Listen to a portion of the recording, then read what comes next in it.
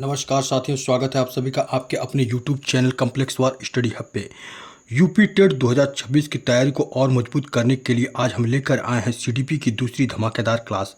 आज की इस क्लास 2 में हम कराएंगे बेहद महत्वपूर्ण एमसीक्यू क्वेश्चन जो आपके एग्ज़ाम में सीधे पूछे जा सकते हैं। अगर आप पहली क्लास देखी है तो यह क्लास आपकी तैयारी को अगले लेवल तक ले जाएगी। याद रखिए, यूपी टेट में वही सफल होता है जो लगातार प्रैक्टिस करता है। इसीलिए वीडियो को पूरा शुरुआत से लेकर अंत तक जरूर देखें, क्योंकि हर क्वेश्चन आपके सिलेक्शन के लिए बहुत ज़रूरी है। और अगर आप सच में यूपी टेट क्वालिफाई करना चाहते हैं तो अभी चैनल को सब्सक्राइब करें और बेल आइकन दबा लें, ताकि कोई भी महत्वपूर्ण क्लास मिस ना हो सके। आपकी मेहनत जारी रखिए, सिलेक्शन अब दूर नहीं है। चलिए साथियों, बिना देरी किए हुए हम लोग सेशन को स्टार्ट करते हैं। और आज का आपका पहला प्रश्न है, कैटिल का कल्चर फ्री टेस्ट निम्नलिखित में से किससे संबंधित है? व्यक्तित्व परीक्षण से, बुद्धि परीक्षण से, भाषा परीक्षण से या फिर व्यवहार परीक्षण से? तो इसका सही ऑप्शन होगा साथियों बुद्धि परीक्षण से।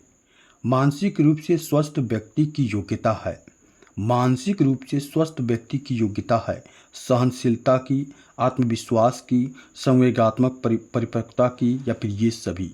तो इसका सही ऑप्शन होगा साथियों ये सभी। संतुलन, संतुष्टि एवं सुख लक्षण हैं किसके? भग्नाशा, तनाव, समायोजन, संघर्ष। तो इसका सही ऑप्शन होगा समायोजन के। किसके? समायोजन के। MMPI-2 परीक्षण का संबंध किससे है? बुद्धि से है, व्यक्तित्व से है, समायोजन से है या फिर अभिवृत्ति से है? तो MMPI-2 का परीक्षण व्यक्तित्व परीक्षण है, व्यक्तित्व से संबंधित है। 10 माह तक के शिशुओं में निम्न में से किसकी प्रधानता सर्वाधिक रहती है? सहज क्रियाओं की, इच्छित क्रियाओं की, मानसिक क्रियाओं की, इनमें से कोई नहीं? तो इसका सही ऑप्शन होगा सहज क्रियाओं की। किसकी? सहज क्रियाओं की।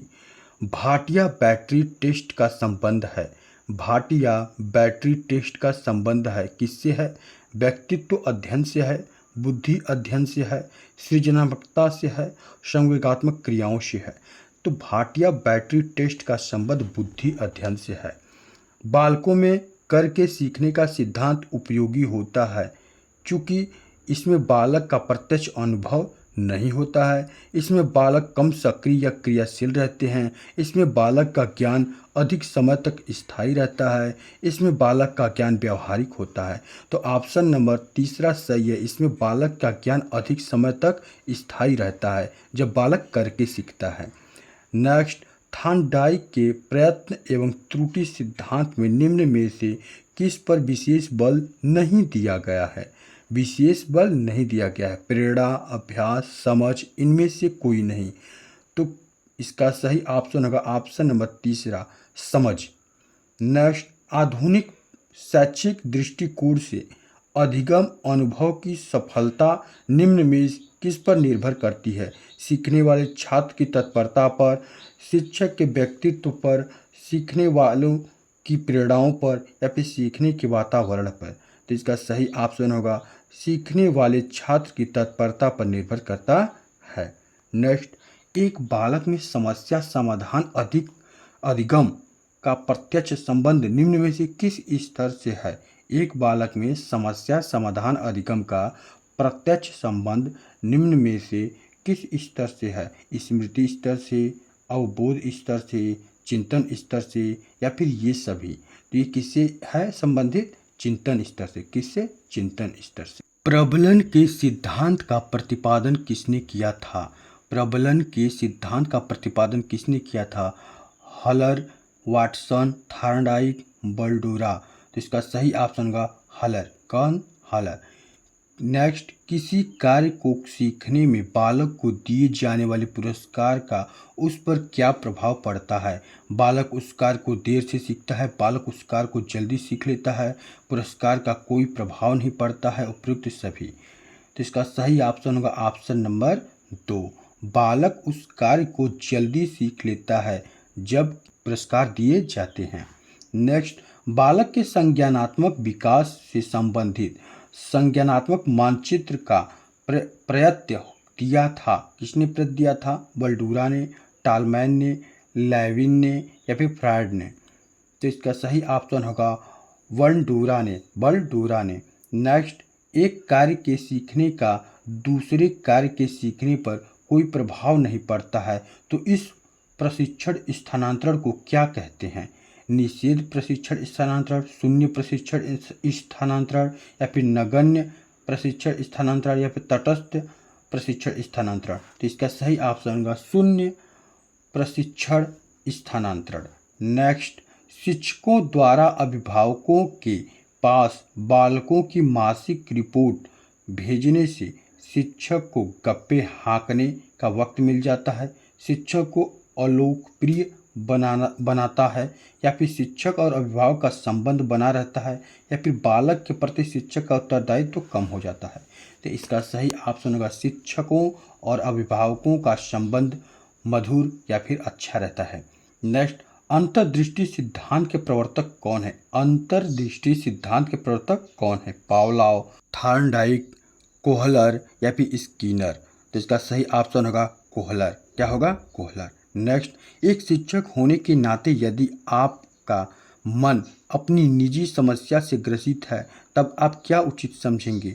बालकों को डांट कर अपना मन हल्का कर लेंगे, बालकों को पढ़ाएंगे नहीं, बालकों से मारपीट करेंगे, अपनी समस्या अपने तक सीमित रखेंगे। तो इसका सही ऑप्शन होगा अपनी समस्या अपने तक सीमित रखेंगे।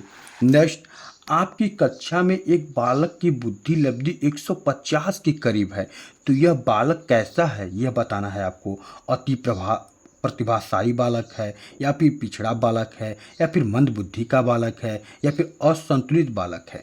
तो इसका सही ऑप्शन होगा साथियों अति प्रतिभाशाली बालक है। कैसा है? अति प्रतिभाशाली बालक है। नेक्स्ट, निम्न में से पिछड़े बालकों की शिक्षा के स्वरूप में कौन सी बातें सम्मिलित की जानी आवश्यक है? विशेष शिक्षण विधियों का प्रयोग, विद्यालय में विशिष्ट कक्षाओं की व्यवस्था, विशेष पाठ्यक्रम की व्यवस्था। तो इसका सही ऑप्शन होगा उपयुक्त सभी। निम्न में से क्या बालकों के समस्यात्मक व्यवहार का एक कारण नहीं है? निर्धनता, अत्यधिक लाड़ प्यार, मनोरंजन की सुविधा, अनैतिक व्यवहार। तो इसका सही ऑप्शन होगा मनोरंजक की सुविधा। नेक्स्ट, मौलिकता का गुण किस प्रकार के बालकों में पाया जाता है? प्रतिभाशाली बालकों में, सृजनशील बालकों में, धनी परिवार के बालकों में, शिक्षित माता पिता के बालकों में। तो मौलिकता का गुण जो है सृजनशील बालकों में पाया जाता है। नेक्स्ट, बालकों में सीखने की क्षमता निम्न में से किस पर निर्भर करती है? सामाजिकता पर, उसकी व्यक्तिगत भिन्नता पर, उसके परिवार पर, उसकी संस्कृति पर। तो बालक में सीखने की क्षमता उसकी व्यक्तिगत विभिन्नता पर निर्भर करती है, यानी ऑप्शन नंबर 2।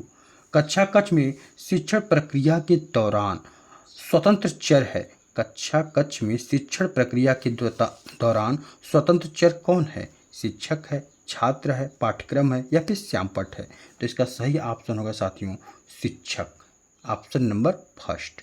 नेक्स्ट, प्राथमिक कक्षाओं का निरीक्षण कई बार किया जाता है, इसका प्रमुख कारण क्या है? शिक्षण अधिगम कार्य सुचारू ढंग से चलाना, बालकों की पढ़ाई रुचिकर बनाना, प्रधानाध्यापक के महत्व को बढ़ाना, अध्यापक को कक्षा कक्ष में नित्य उपस्थित रहना। इसका सही ऑप्शन होगा शिक्षण अधिगम कार्य सुचारू ढंग से चलाना। नेक्स्ट, निम्नलिखित में से कौन सी विशिष्टता बालकों की उपलब्धि को सबसे अधिक प्रभावित करती है? अध्यापक की अभिवृत्ति, अध्यापक बालक अनुक्रिया का स्वरूप, अध्यापक का अनुभव, पर्याप्त सुविधाओं का होना। तो इसका सही ऑप्शन होगा साथियों पर्याप्त सुविधाओं का होना। नेक्स्ट, कक्षा शिक्षण तब सफल होता है जब कक्षा के सभी छात्र चुपचाप शांत बैठे हों, प्रश्न पूछने और उत्तर देने में तत्पर हों, अध्यापक की हर बात लिखते हों, या फिर साफ सुथरे और स्कूल ड्रेस में हों। तो प्रश्न पूछने और उत्तर देने में जब तत्पर रहते हैं बालक, तब शिक्षण जाके सफल होता है, यानी ऑप्शन नंबर 2 सही है। नेक्स्ट, शिक्षण संबंध स्थापित करने की प्रक्रिया निम्न में से किसके अंतर्गत आती है? शिक्षण और विद्यार्थियों के मध्य, शिक्षार्थियों और पाठ्यक्रम के मध्य, शिक्षक और पाठ्यक्रम के मध्य, या फिर शिक्षक विद्यार्थी और पाठ्यक्रम के मध्य। तो शिक्षण संबंध में ये तीनों होते हैं, शिक्षक भी होता है, विद्यार्थी भी होता है और पाठ्यक्रम के मध्य भी होता है। नेक्स्ट, बालकों द्वारा रटना कम करने के लिए निम्न में से क्या सर्वोत्तम उपाय है? मूल्यांकन विधि में परिवर्तन करना, शिक्षण विधि में परिवर्तन करना, सृजनात्मकता को बढ़ावा देना, या पाठ्य सामग्री क्रियाओं को बढ़ावा देना। तो इसमें आपको शिक्षण विधि में परिवर्तन करना है, क्योंकि शिक्षक जितना अच्छा पढ़ाएगा बालकों को रटना कम पड़ेगा, उन्हें समझ जल्दी आएगा।